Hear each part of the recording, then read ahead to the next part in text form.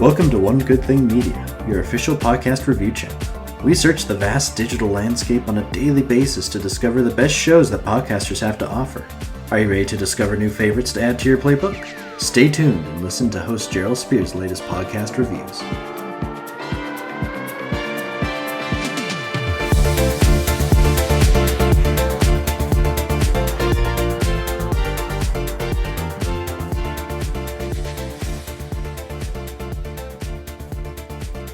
Hello, fellow podcast lovers. This is Jeryl Spear, and I am the creator and host of One Good Thing Media. Welcome, everybody, to our show. We have a good one today, you guys. It's all about why smart people make such terrible decisions when it comes to relationships. This is also a special episode for us because we have our second interview of the season, and this one is with Dana S. Diaz, D-I-A-Z, and Dana is going to talk to us about how to deal with a narcissist. And I know that word's a little overused, but she's going to explain it because there are different degrees of narcissists, and quite often we buy into their game and bad things happen. And they happen to two young women that I am covering today in two separate podcasts. So stay tuned because after the reviews, Dana's going to tell us all about it and how we can avoid getting into these traps. And let's be honest with ourselves. It's happened to us at some point in our life, whether it's a boyfriend, a husband, just a friend, or even an acquaintance. So here we go. But first, I'm going to do what I always do, and that is to ask that you please give our podcast a follow, and if it's in your heart to do so, a 5-star review, which is simply pushing a button. And I want to remind everybody that if you want more than a podcast review each week, we do 3 mini reviews, and that's MINI reviews, on our Facebook page every week, starting January 1st. So come on over and give us a visit. I know I'm on there personally at least 3 times a day, and I'll definitely say hi back if you leave us a comment. So with that, what do you say we get on with this show? Why do smart people make such terrible decisions when it comes to love? Of course, I can't generalize. It's not everybody, but you have to admit that most of us have at least one skeleton in our closet that kind of rattles our brain every once in a while when we stop long enough to wonder, what in the hell was I thinking? Our first review today is about a podcast called Sweet Bobby. And if you haven't heard about it, it's actually by Tortoise Media. And Sweet Bobby boggles my mind. It is the ultimate catfishing scheme that claimed a victim for 10 years. Let's start out with a clip from the show. Here we go. How much do you know about the person you love? I love you, sweet. And who they really are? I wish I was there with you. This is a story about a young couple who fall for each other despite everything. When it comes to matters of the heart, I said we can all be a bit crazy sometimes. And about how their love turned into something much darker. She went from being a vibrant person to being a shadow of herself. She was literally a shadow. And I kept screaming, why? You've stolen 10 years of my life.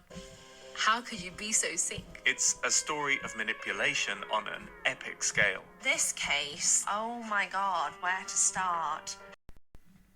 Sweet Bobby is told from the victim's point of view and starts at the very beginning of the scam. The victim in this is a woman named Karit, I'm going to mispronounce her last name, Assi or Assi, it's A-S-S-I, who in 2010 was a vibrant 30-year-old woman who was living as part of the close-knit Sikh community in West London. She was happy. She was a presenter at a local radio station, and the only thing really missing in her life was a love interest, and hopefully a love interest that would lead to marriage. She wanted children. She wanted a family of her own. But out of the blue, wouldn't you know it, a man who called himself Bobby, who claimed to know so-and-so and so-and-so that she already knew, started dropping into her Facebook page and commenting, and eventually the comments became more personal, and over a period of time, they became friends, and then love blossomed. The big challenge with this situation is that although there was a real man named Bobby who was really friends with the people he cited, the person online with Karit was an imposter, somebody who was pretending to be Bobby. And for 10 years, Bobby was always going to see her and something would happen, and he would have to divert to somewhere else. And it just went on. And for some reason, unlike you or I, who quite frankly would probably say about the third time Bobby didn't show up, Bobby, when you decide to show up, give me a call, but otherwise, I'm moving on. It didn't happen that way. And so Bobby was just one mishap after another. Karit sometimes would be suspicious, but she would try and verify and justify that Bobby was real and that fate was just standing between them. And it is a story that is so strange because usually with catfishing, even though they impersonate somebody else, they're really trying to scam you for money or possessions. But in Karit's case, it was for control of her life. And whether that was out of spite or that's how they got their kicks, I don't know. Even to this day, I don't think anybody quite understands it. And I have to be honest with you when I say it seems preposterous that anyone listening to this podcast could actually fall for this sweet Bobby scam for even a few months, much less 10 years.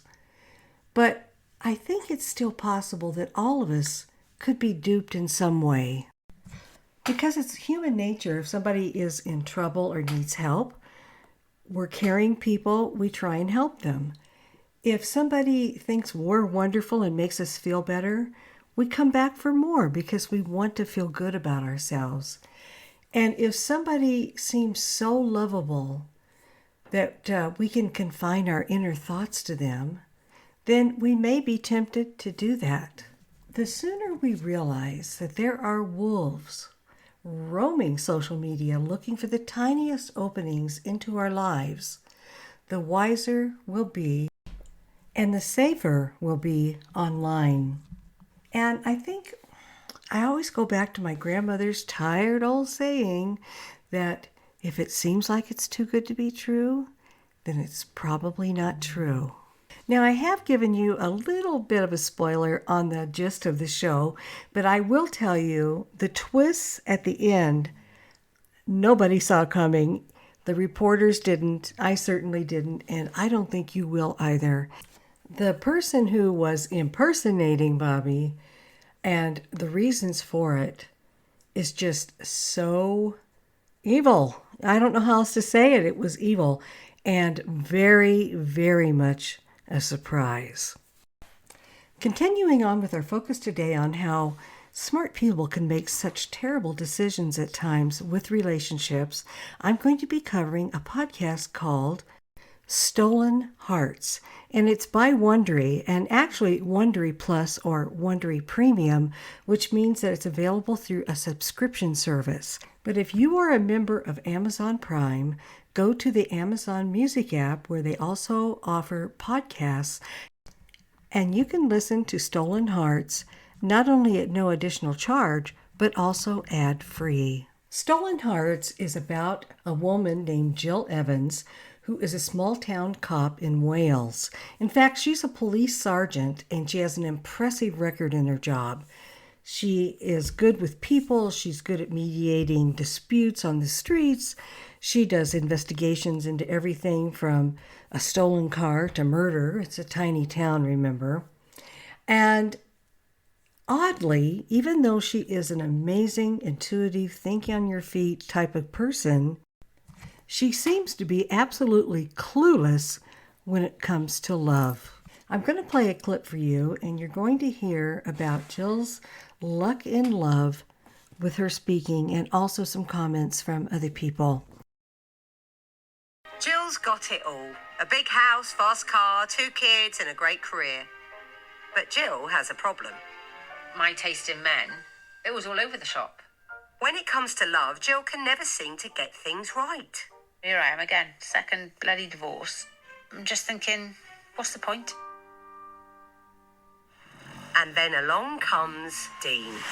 Before the ink was really dry on her second divorce, Jill joined dating apps because she wanted to meet future, good time guys. She said at the time she didn't want anything serious, but I'm not sure she could have a relationship without becoming serious just based on her past. No, not casting aspersions here, it's just what I'm observing. And wouldn't you know it, pretty soon she was up on the app and she met Dean. She was soon convinced that he was Mr. Right, when in fact he was Mr. Way Wrong. In 2 weeks he told her he loved her. In 4 weeks he told her he was married, but he was actually separated from his wife even though they were living under one roof. And in 3 months both of them decided the best thing to do was have a baby. And Jill became pregnant, and it just cascaded over the mountain from there. Now, Dean represented himself as a manly man, which he is. He's still alive, so he is a manly man. But he also presented himself as being rich and a man who was looking for true love. Jill had her child, and shortly thereafter, it was about a year after they met, Dean's sister called her, and she was so relieved because Dean had been missing yet again. And the sister wanted to meet with her and ultimately told her that Dean was in jail. And I won't give away any more of the story, but just suffice it to say that although it is not the worst crime in history, it is nefarious enough that the government looks sternly at such transgressions and generally sends people away to the pokey for many, many years. Now, up to this point, I was fine with it. I mean, yes, she had a weakness for men. She couldn't read them very well. She was very forgiving, probably too forgiving. But Dean hadn't really done anything horrible to her, and she loved being with him. But once he was thrown in jail and then in prison, she foolishly continued to support him. And remember now, she is a cop.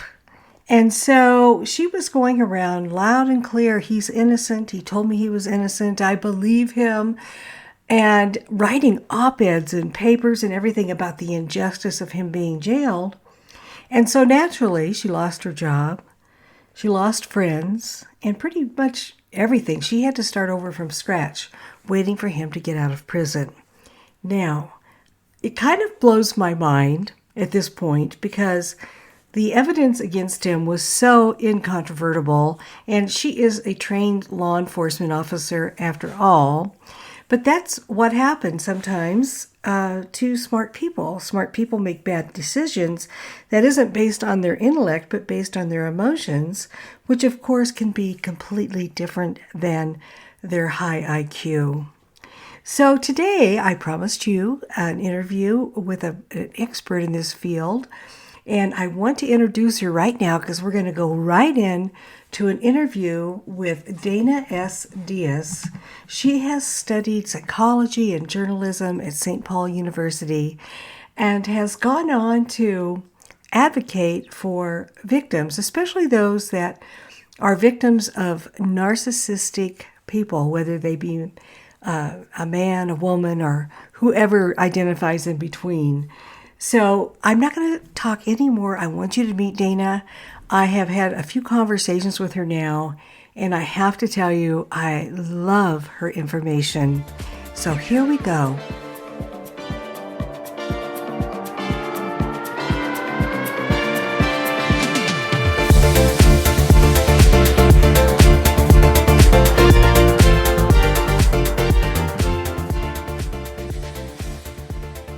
And now, as promised, we have our special guest today, Dana S. Diaz. So hi, Dana. How are you? I'm doing well. Thank you for having me.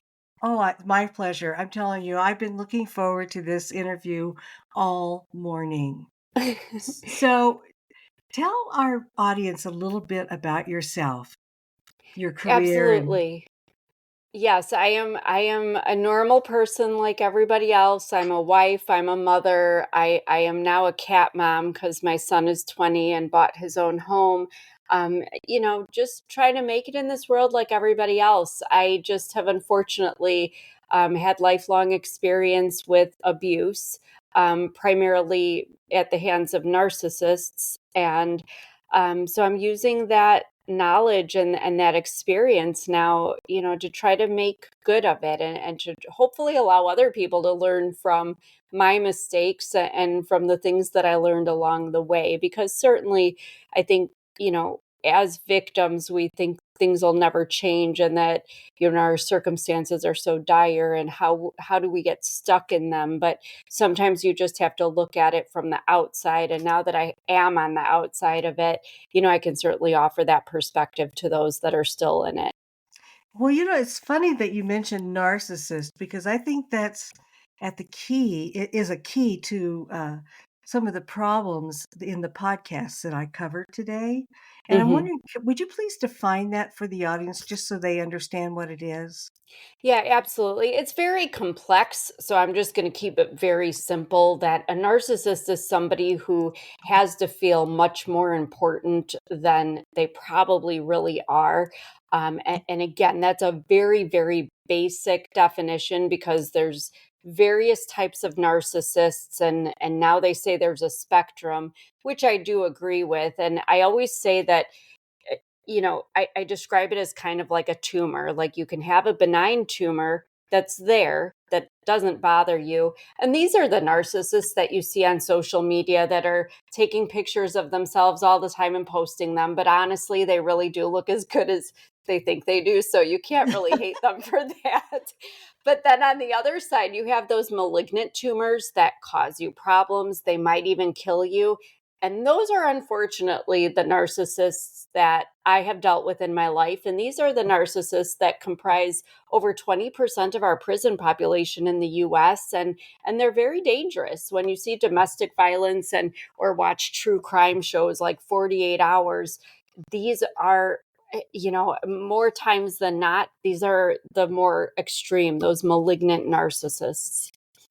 That's interesting. I had never thought of it that way, and I didn't realize what you mentioned about the prison population, but it makes sense. Yeah. Uh, Yeah, it's all about control and power with them. It makes mhm. them, it fulfills their ego. They sort of exalt themselves in being able to conquer others, whether it's by, committing their crimes or evading the law, or, just even controlling and overpowering another human being. It gives them that sense of, like I said, on a very basic level, that sense of superiority and importance that they don't otherwise feel. Because really, it stems from a deep seated insecurity. They don't feel that level of self worth inside themselves, so they seek it outwardly. It's just that they do it in very dangerous ways and obviously unhealthy ways. I agree. I agree. I've seen so many people, and I don't know why they endure this, but the message from their spouse or their significant other is always like, "You're so stupid." You know what I mean? They're always Oh, I putting them know. down, and Yes. it's really led me to today and choosing these two podcasts to review.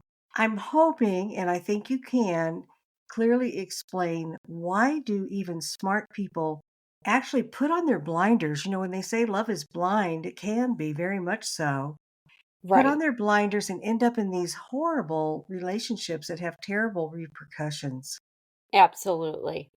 Absolutely. It's very complicated. I think even just as, individual beings. I mean, we all are raised a different way. We all come from different circumstances, different cultures. There's so many influences in how we think and what, our moral compass.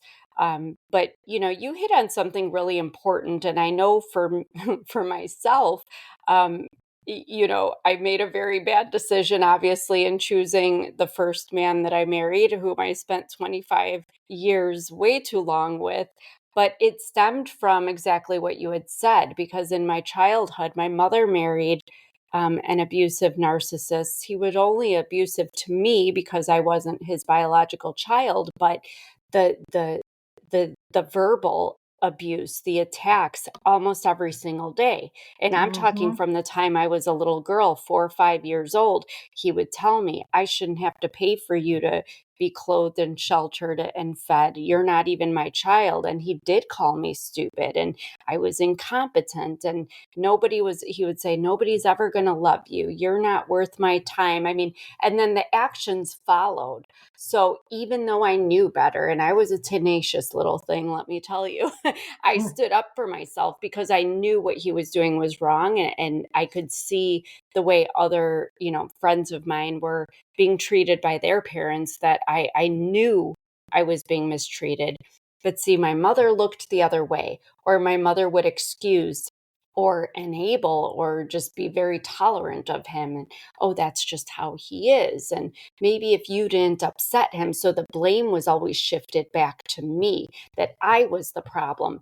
And when you hear that so often, even if you don't believe it, at some point you do internalize it, especially if you're a child, and that carries with you. Because most adults that are in toxic romantic relationships as adults, well, not even romantic relationships, actually, I'll take that back. You can have toxic friendships. You can have these, narcissistic relationships at work, in your community, and in so many aspects. You tolerate it because that's what you know. That's what you're familiar with because it Yes. happened in your childhood. So, oftentimes, more times than not, I am finding that if you're in a situation and as an adult, you experienced it as a child. So quite often, outward success really has nothing to do with internal self-esteem. That Correct. okay. So if you are vulnerable to that, or I guess I could say if you're not, it doesn't matter. How can you spot this and hopefully spot it a mile away so you make sure you don't get involved with this type of person? Because they're Well, so there's a charming, Oh, in the that's beginning. well, thank you for saying that, because that's the thing I've said to so many people. I think people think I married Chucky, and I'm like, no. I mean, I saw the signs. I mean, talk about red flags. They were waving I mean, literally the moment I met him, my ex reminded me of my abusive stepfather. So, I mean, I knew instinctively, oh no, I know this type, not interested. But, no, we are not attracted to, men who run around with butcher knives and disheveled hair. We don't think that's what we're getting into. Even Ted Bundy, the serial killer was handsome and charming, and Yes, women were drawn to him. And he went yes, home every night to, the same woman and her little girl, and the little girl just absolutely adored him. So these are people that, they are very selective about who they prey upon. Even in my circumstance in childhood, I know that when my mother and her husband had their own child, eventually, my brother had a completely different childhood experience than I did, because he was treated like any child would want to be. He was loved, encouraged, nurtured, supported. It was just me. So I mean, they definitely target people. But things to look out for, certainly, what you had said before, if anybody demeans you, insults you, puts you down in any way. I mean, obviously this isn't a nice person, obviously, if they're going to do that to you. But this is somebody who's definitely trying to seek some kind of, like you said, an outward expression, or some kind of superiority over you. Because if they have to diminish you to feel better about themselves, you probably don't want to submit yourself to any kind of relationship or friendship like that. The other things to look out for, if they're very arrogant or aloof, dismissive of your achievements, and we see this a lot, especially in the workplace or in friendships, with jealousy.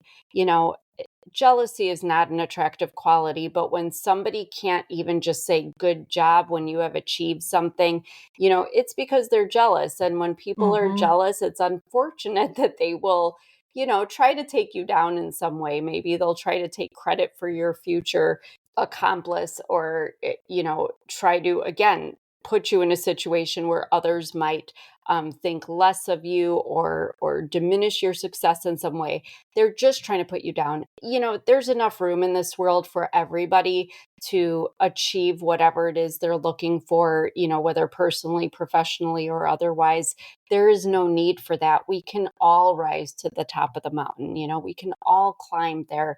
There's no need to kick people down. And those are the people you want to look out for, because they're only out for themselves. They're never going to truly care about you, no matter what they say or do. And again, these are parents, these are friends, these are coworkers, these are Yes. maybe other family members, these are your romantic partners, they could be your children, sadly. But you just, you have to watch out for yourself. And it's not a selfish thing to do that.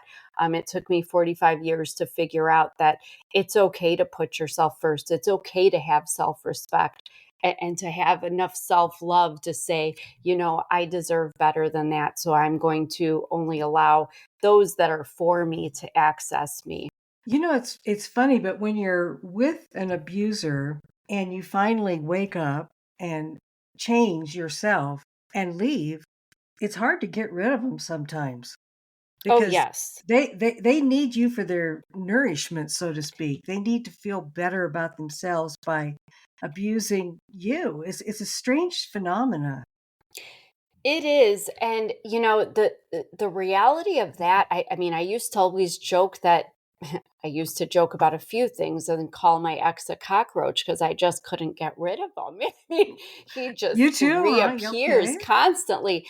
But you know what the reason is because they're very perceptive. I mean, they know you, they know how to manipulate you, they know what to say and what to do to get you to react in the way that fulfills their ego. So why should they have to go out and start over and learn somebody else from scratch? They already have you on the line, and they know how to lure you back, because the thing about narcissists is that people think it's all bad all the time. I did not stay with my ex-husband because it was that horrible. It was horrible more of the time than not, but there were good moments. There were nice things that he did and nice things that he would say, because he could, like you said, they feel when you are kind of pulling away, or when you're on to them, or when you're kind of doubting Mm-hmm. the validity, or the the truth in what they're saying and doing, and what their motive is. And you have all these things, you're always questioning everything once you figure them out. And they sense that. So then they again, they know you. So they'll say and do whatever they have to do to lure you back into the lair, to get you back on their side so you won't leave. But if you do finally wake up, they can also sense that change. In my situation, it was very odd, because once I realized that what was happening, and that I couldn't do it anymore. It was actually making me physically ill. I became autoimmune and developed a lung disease because of what doctors called the chronic Wow. stress of Wow. living in that situation. Yeah, it was bad. That's awful. Um, Yeah. it was awful. And when I finally just decided, I can't do this anymore, I consulted with an attorney privately. He had no idea about it, but he could sense the change in me. Yes. And Yes. I think there were many times in our relationship that I was done. That was it. I was done. I was done. I was done. But then I wasn't. Well, Because I was what still there. But this last time, there was a difference, because I did realize that self-respect and that self-love. I decided I was going to put myself first. And there's a difference between that and the being done, or the thinking you're being done. So he sensed that this was a very different change. And I think he knew it was really the end. So he actually, while I was at work and our son was at school, he actually moved out. He wanted to leaving be the me. one, huh? He had to be the one to leave me because he couldn't withstand the insult and the offense to his ego to have to tell people that I had filed for divorce or that I had left him. So yeah, but it did me a favor, and it was sad because I remember coming home and noticing things being gone, and then going to the bedroom and seeing his bed completely stripped. I mean, he didn't even leave a pillow or a sheet. He took everything, and I should have been crying. I should have been devastated that after 25 years, that was it. But all I could think was, thank goodness. Thank you. Did you feel like this Thank you. huge weight literally lifting off of you? Huge. Because Yeah. I didn't think I'd ever be able to get rid of him. And honestly, I was preparing. I had been shopping for places for my son and I to move to because I didn't think I could ever get him out of that house. So yeah, it was the biggest blessing ever. It certainly didn't end there. And unfortunately, it's very common. I found out that I suffered the worst 2 cases of domestic violence in our marriage after the actual divorce. And that is very common because they do want to hold on. They don't want to let you go. But eventually, if they find somebody else and realize that they have to move on, they will, but they still hold on. I mean, this will be 4 years this year since our divorce, and he has had somebody living with him for, I want to say, about 3 years now. Maybe a little less than that, but he has left me alone for the most part. But every now and then, I'll get a text or an email, which is so insulting. It offends me that he could treat his new, well, I guess I shouldn't be surprised because of the way he treated me, but he'll send me these messages saying that it'll always be me and I'm the only one and all this. Yeah. And, I think, well, you had 25 years to prove that and you blew it. But I mean, how awful for this poor woman that's living with him, with her children, and that she probably has no idea that he's going behind her back, just like he had gone behind mine, with other women. And that's how they roll. They always want to have somebody on the hook because they need to know that they always have that hook in you. They can't ever let you go. They're never going to release you. So when you're with somebody then that, is Mr. Wonderful, Mm-hmm. and then you find out, well, he doesn't have a whole lot of friends, or she doesn't have a whole lot of friends.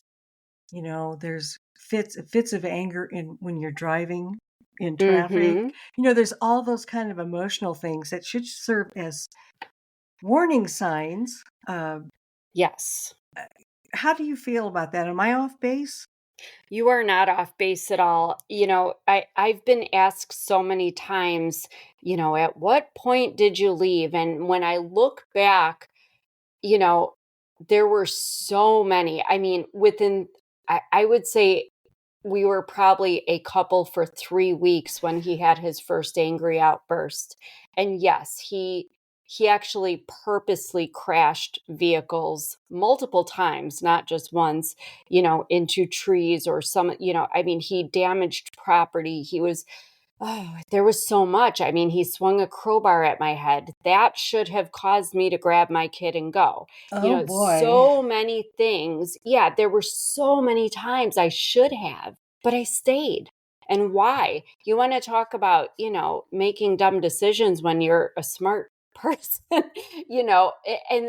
think there's so many reasons why people stay. It sounds like, gosh, how could you stay in that situation? But even in a normal marriage that's falling apart, if you think about it, it's not as easy. You don't always have the financial ability to just walk away. Where are you going to go? Where are you going to live? Do you have children? Something I don't talk about, or I haven't spoken about is, we lived on a farm. So we also had animals that were, cows, pigs, chickens that were dependent on us. I had a bloodhound that had epilepsy, and she would have sometimes a dozen grand mal seizures every day. I couldn't just go anywhere with her. I couldn't take her to a shelter. I wasn't going to put her down either and make her suffer because he was, an indecent human being. your kid. Once my son came along, I felt like I had to stay, to keep the family together. You think you're doing this noble thing, sacrificing your happiness so that your children can be, in a home with both parents, even though Right. looking back, it would have probably been better for us to leave and that he wasn't exposed to all that he was. So, I mean, I think everybody has those basic reasons. And then when you're in a situation like I was in, and some people are in much worse situations, you are fearing for your life, because the last few years, part of my problem was that, I'm not sure how we got from point A to point B, but he got to the point where he was actually telling our neighbors that he was planning to kill me, and he was sending Oh. me death threats, and there were definitely even unspoken uh, uh nonverbal actions that he enacted,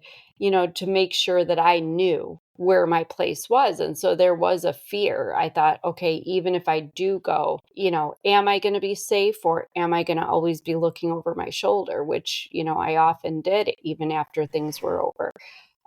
So there's a lot of reasons. So I don't know if it's so much that, we make bad decisions, but I think we make decisions when we're in those situations based on emotion versus intellect, because now I can look at people in that situation, they reach out to me and I'll say, but there's a shelter. There's even, some communities even have places that will, take your animals for you Yes. and care for your animals until you're back on your feet. Nobody is going to let your children go without a meal. Nobody is going to let you go unclothed. There are so many resources, no matter where you are in this world, that there are people that will take care of you and make sure to help you and make sure you're safe.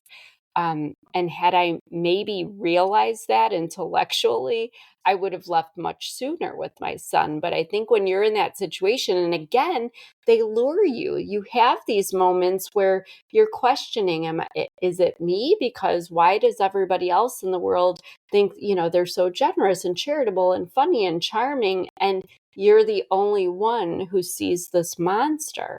And they gaslight you and make you really doubt your entire perception of reality. I mean, and that's essentially where I got, is that I started keeping a notebook just to make sure I knew what was what, because he was making me feel like I was completely I mean, they love to call us crazy. If you're with a Oh, narcissist, I yes. don't care what relationship, I think it's kind of funny that they just go to crazy. And, I'm like, okay, can you be more specific? Like, pick a disorder, which mine had me so convinced early on in our relationship that I was bipolar, that I actually went to a psychiatrist and came home with 2 medications for bipolar disorder.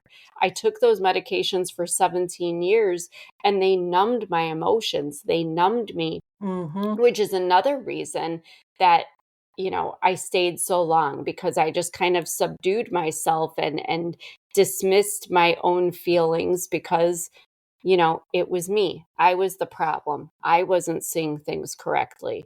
And it's unfortunate that it took, after the end of that relationship, after the divorce, I had a follow-up appointment like I did every year with that psychiatrist. And he said, I feel terrible, but he says, I didn't know you were going through all that. And he says, now I see you were just having normal reactions to abuse, but you were still enjoying those moments in your life with your son or with family or whatever, where you could be joyous. So it wasn't an up and down. He's like, you were just being abused. So I haven't been on those medications. He retracted the bipolar diagnosis, but it's so sad to think that I allowed this, you know, compared to me, and it sounds terrible to say, but my ex was not very well educated and came from a very small town, and just he wasn't very bright all around. But um it's sad to think that I allowed him to be the authority on my medical and mental health status, and on my life in general, when he really had no education or any any way to back that up with any kind of validity. So that's part of what I try to explain to people, that are in these situations, that I get the fear. My life was on the line too. And when you really think your life is at risk, you will do things and say things that you would never do otherwise. But at the same time, I had thought for so long that he had been holding me in our marriage, that he had been, binding me with these restrictions and holding me down. And I realized, when I finally realized what was going on, I'm like, you know what? It was me. It was me. I That gives you allowed the him to. power. That gives you the Yeah. power. Hmm. Exactly. I thought he had that hypothetical collar and leash on me, like I was a dog that couldn't go more than 5 feet away, yet it was me. I had become my mother. I was enabling, excusing, and tolerating. And so when I finally decided I wasn't going to do that anymore, things changed. And, again, I do not dismiss or disrespect anybody that's in, a much more severe situation. And I have heard some where, it might be safer to stay. And I'm so sad for those people. But more of the time than not, I feel like there's enough reason, justifiable reason, and enough uh, ability to wake up and get out in some way. It does require planning.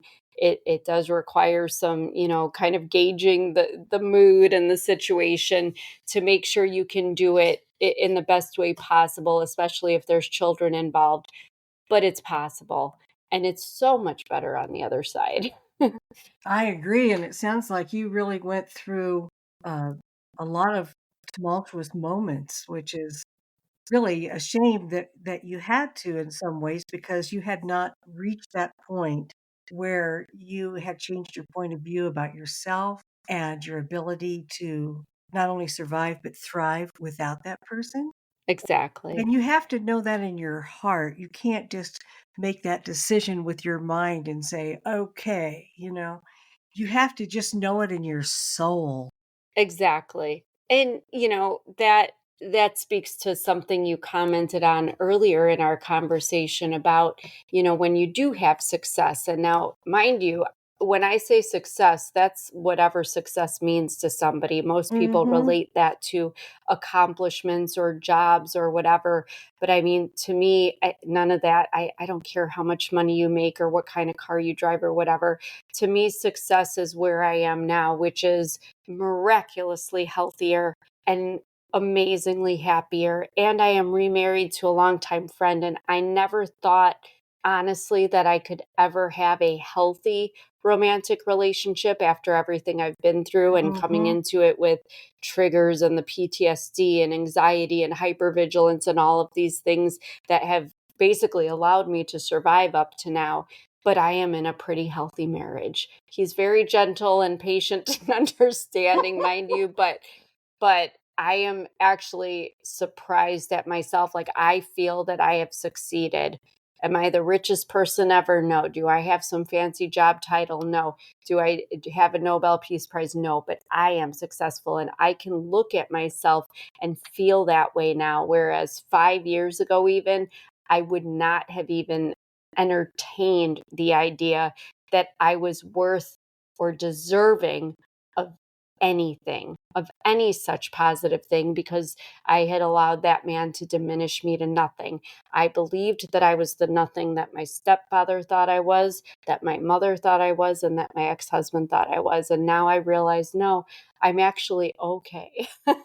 I'm actually a much better human being than they led me to believe that I was. And yes, I am thriving, because now that I know my worth, it has just opened so many more doors to me, and it has allowed me to be choosier and recognize the people around me, because I don't want to associate with people like that who are going to bring me down. I always say it's kind of like being a flower in a garden.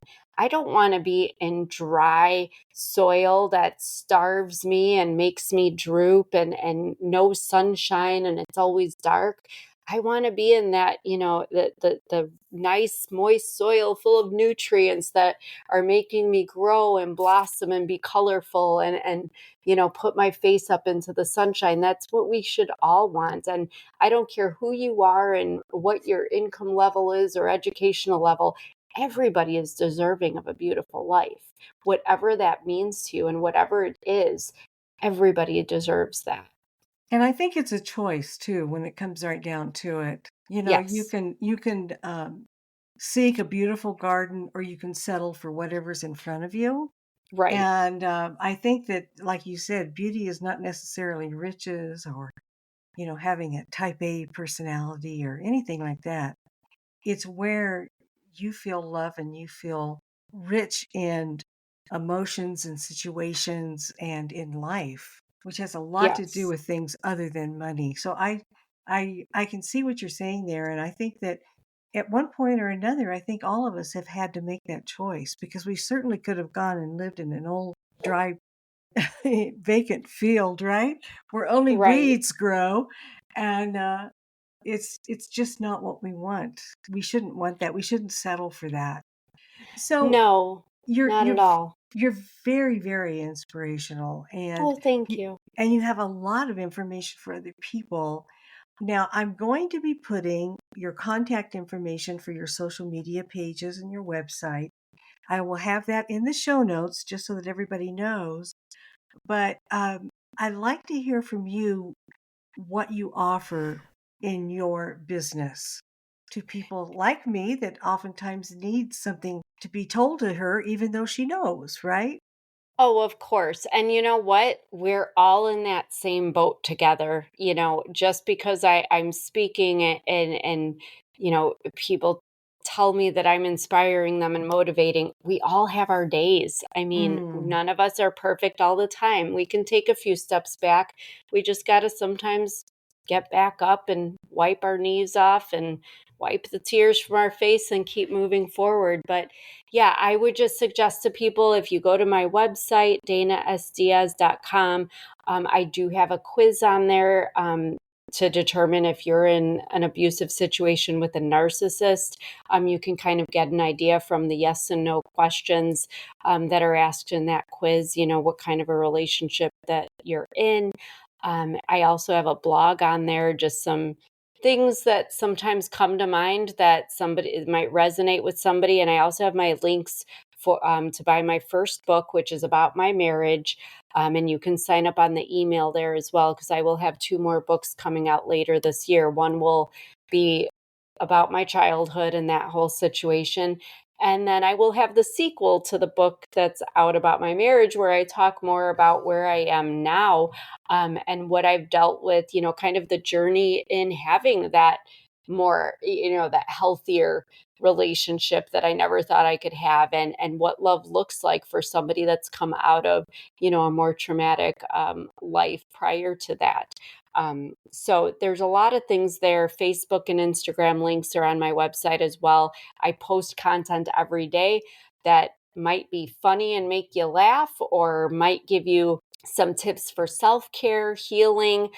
Sometimes it's just statistics about narcissism or abuse, but I try to provide a little of everything for, there's so many things that, we need to think about in this realm. So I absolutely encourage everybody to reach out and follow me and see what I can provide for you. And definitely message me if there's anything you have questions about. Now, do you do remote consultations and counseling? I am going to be looking into that. I am not Okay. doing that yet because I am in the process of publishing the next 2 books. And, Mhm. that consumes a lot of my time. But once they are out later this year, that will be one of the next steps for me. Because I definitely think that there's a lot of people, no matter what their trauma is, that just need a little direction, or just even sometimes need somebody to get them, because you really don't get this narcissist abuse thing unless you've really been through it. A lot of people have been through it and didn't realize they went through it. Yeah, that is true too. A lot of people do say that, but believe They can't me, put their there finger on are it. things that are very unique. Yeah, because it doesn't seem real, because I think that it's that doubt again. They really make you question, what your perception is. You just think they're a jerk or that they're arrogant or Mm-hmm. whatever it is. And then you realize, well, wait a second, all these things have happened, and it's like they're all downloaded with the same software because they all do and say the exact same things. It's a little creepy. Okay, well, I want to thank you so much for joining us today. And I hope in the future that we have another date on my show. You've been wonderful I to would talk love to. that. All Thank you right. so much. Yes, we'll definitely do that. And if any of the listeners have any questions, to definitely get them to you, because I love addressing people directly. There's a lot to cover in this subject. There is, and it's life-changing, I'm telling you. It really I've is. been in a relationship like that, and the day that I truly just had absolutely no emotions connected with that person, that was the day I changed my life. I stopped investing in them and started investing in a new life with myself. And I Yes. know a lot of people want that. So I'm so glad that you have joined us today. And we'll talk soon. Sounds good.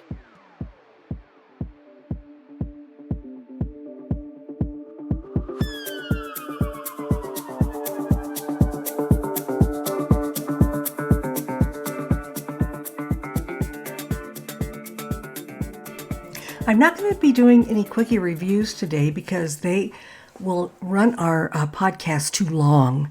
But I want you to know that I'm going to post them as quickie reviews on our Facebook page, One Good Thing Media. So head on over there. I've got some great interviews of some really quirky, fun shows that are not serious in the least, but they are wholly entertaining. So until we talk again, I hope all of you are having a beautiful January, and we will get together soon. Don't forget to follow our podcast and, of course, like and follow our Facebook page. And let's stay in touch.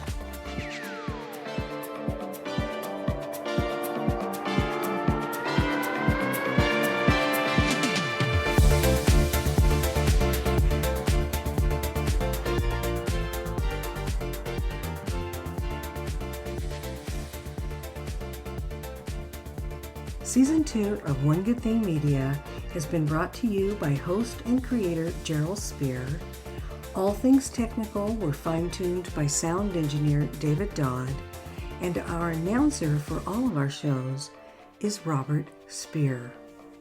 Our theme song for all of Season 2 of One Good Thing Media is Force by AGST.